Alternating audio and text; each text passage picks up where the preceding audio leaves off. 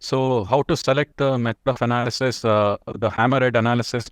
Generally, the users prefer to perform strut time model uh, analysis for the hammerhead pier cap. So under the configuration, user can select a strut type model, check boxes for hammerhead and isolated pile cap. After completing the STM, the truss can be visualized using a model transparency option here, which can be seen here in green, and also users can see the node numbers and link numbers on the right hand side, which can be used for the analysis purpose. They can also check if all the loads are assigned correctly on the top of the bearing. If STM is not used, the nodes and the members of the FEM will be available.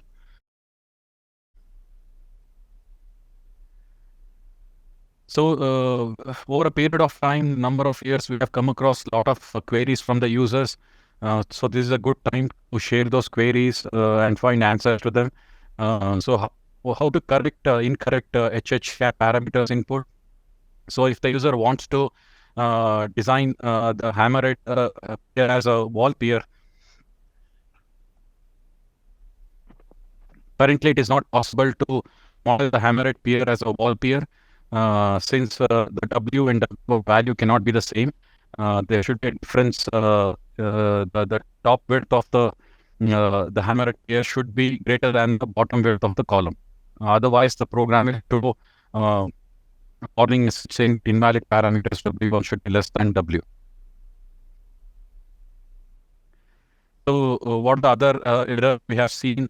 For example, this void. If the user tries to have the same width of the top of the top width of the void, and if he wants to make the top width of the void to be same as the bottom width of the void, currently it is not possible because the bottom width of the void should be at least 1 feet less than the top width of the void. The user should be able to see the error message saying that invalid parameter W2 minus A1 less than 1 feet.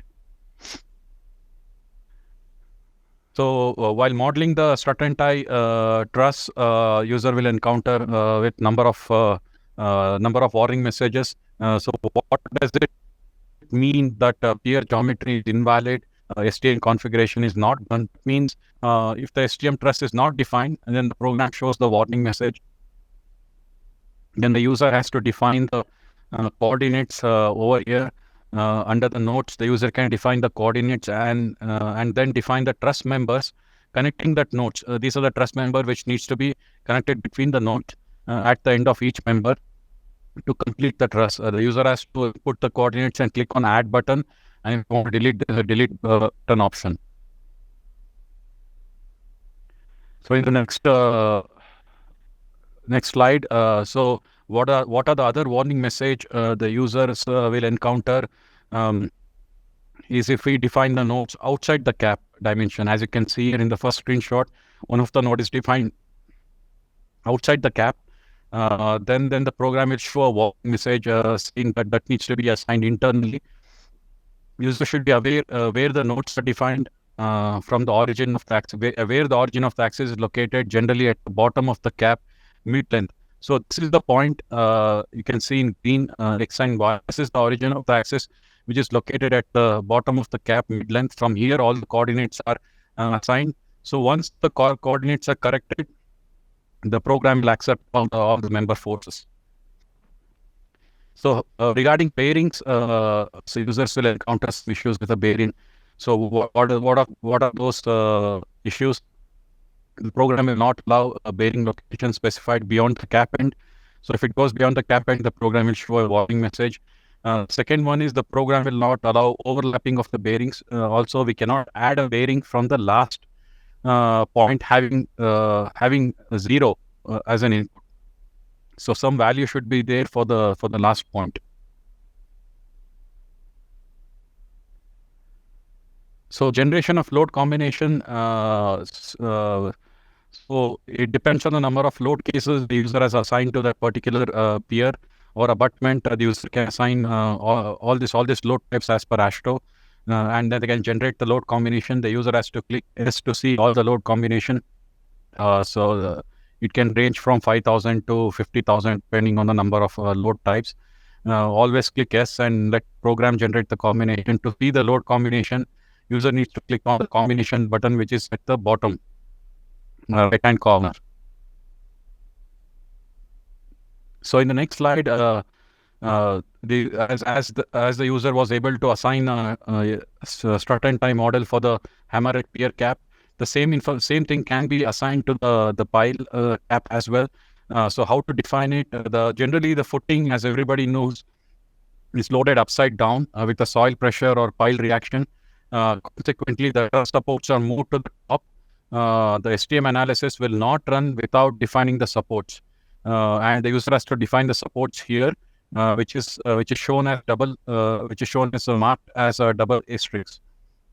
So then the support is assigned, and the program will not show the warning message if the supports are not assigned. So in the next slide, the user has to set the width of the compression strut. So what is the width of the compression strut? It's basically the dimension of the STM compression member in the plane of the truss. So that is the information the user has to input. It's quite critical because in the coming slides, the information will help in the reduction of the compressive stresses in the footing. So hammerhead column reinforcement. What does the message? There is no mean bar at the location. Means probably the rebars are not extended to the full length of the column. The program requires the column reinforcement to be defined the entire length of the column, and if the user is not aware of it, if he wants to know what is the exact height of the column, information can be obtained under column tab. The height information here, or in the structure model under column option, you should be able to see the height of the column, and the same information can be added here for the reinforcement, and the particular warning message will go away. So many times we do get red flags for the footing design.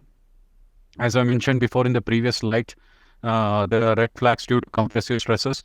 How to get rid of the red flags of compressive stresses in STM members? As I said, just increasing the width of the compression strut will help lift the red flags and lower the effective compressive stresses below, which is within the allowable compressive limits.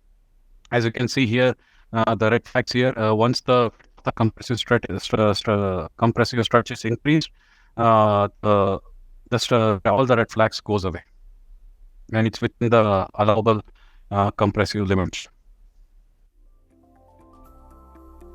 Thanks for watching. If you found this video helpful, please give it a like and share it with others. If you want to see more like it, please consider subscribing to this and Bentley's other channels.